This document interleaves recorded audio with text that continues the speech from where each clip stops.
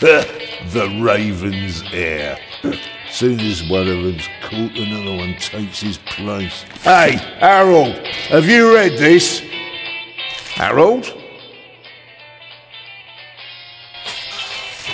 Harold?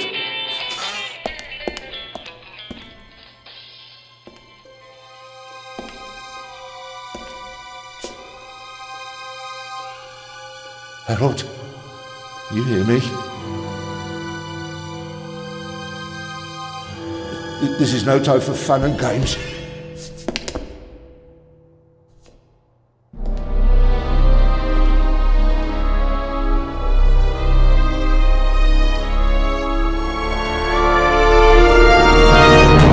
Shh! Calm down. I'm a copper. We're on the same side.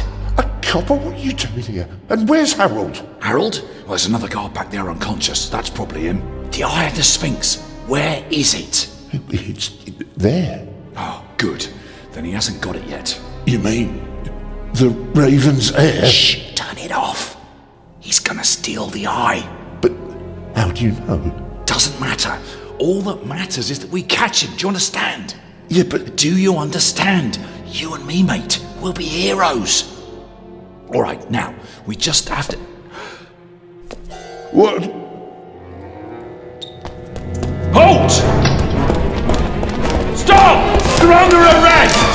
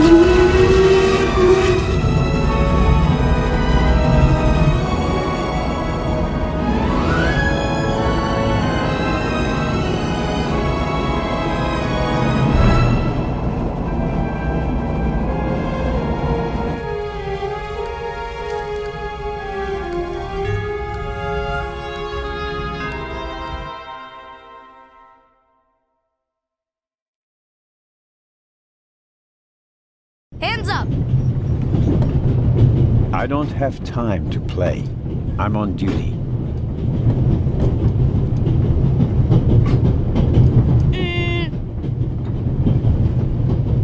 Haha, you're funny.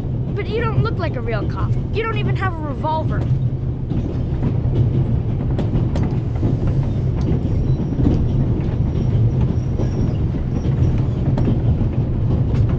What's your name, boy? My name is Matthew Miller. And where are you from, Matthew Miller? From Dillsburg, Pennsylvania. But my mom and I live in England now. She's taking care of some rich old lady. We're on our way to Venice at the moment.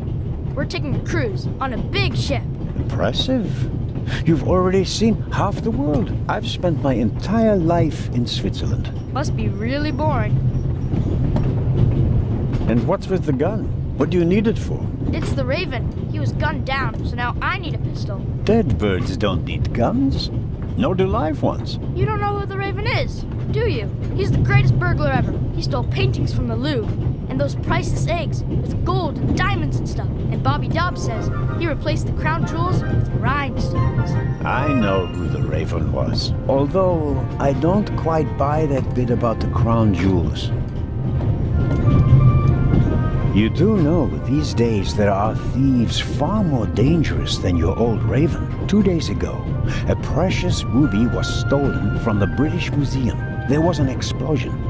A guard was severely injured. Really? Yeah. And you know what the papers say? You talk too much, Constable. Zellner, monsieur.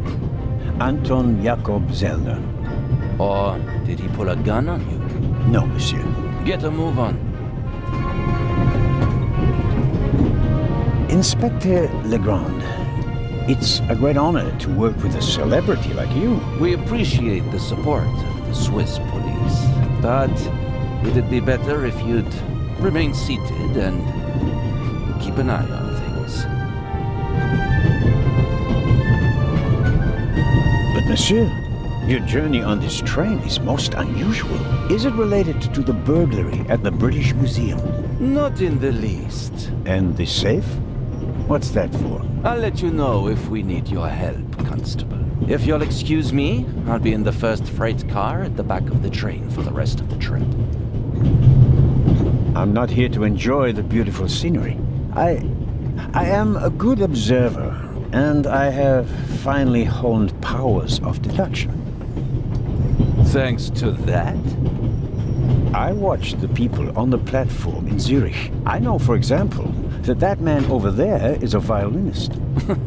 That would be more impressive if there weren't a violin case next to him. And I believe that the gentleman in the next carriage is a German doctor on his way to Italy to take up a new position. And what gives you that idea? There's the rod of Asclepius engraved on his cufflink. And he's carrying a German-Italian dictionary. Maybe he's just taking a holiday in Italy, following in Goethe's footsteps. Too much luggage. And no, he's not retiring to Italy either. The suitcases are too shabby for me to believe that he can afford to retire in his late 50s. All right then, Constable... Zellner. Constable Zellner. If you're such a clever fellow, what am I doing on this train?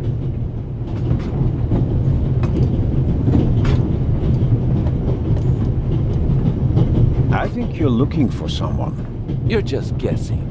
If I were looking for someone, I wouldn't spend the trip cooped up in a freight car, now would I?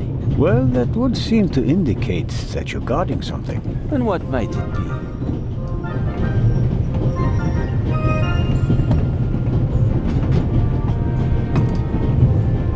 Could it possibly be a jewel that's making a long and perilous journey? You're guessing. You can't possibly know what's inside the safe.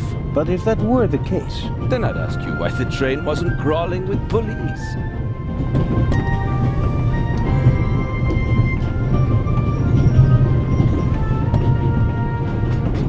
It's a trap. You've got a vivid imagination. I'll give you that. Well, that is impressive, I admit. But the fewer people involved, the better.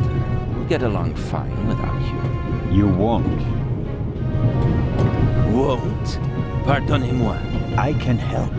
And I will help. You're in my country. And I've been ordered to assist you. And that's exactly what I'll do. Whether you like it or not. Clever and stubborn. Your commitment speaks volumes, Zellner. But this is my show, and I don't need you. Bon voyage. But how do you know?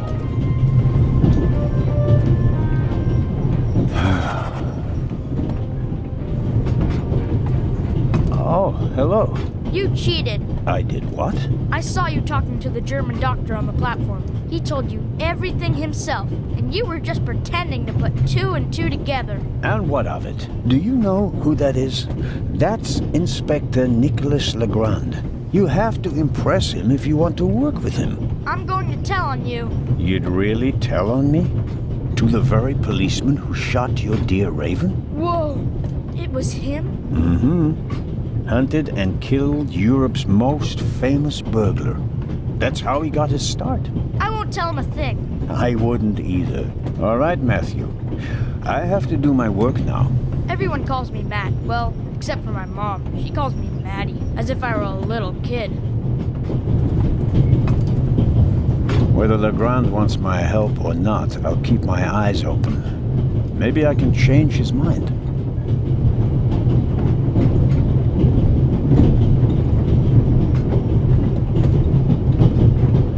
This morning I thought I wouldn't be hungry because of all the excitement. Thankfully, I bought a sandwich with me anyway.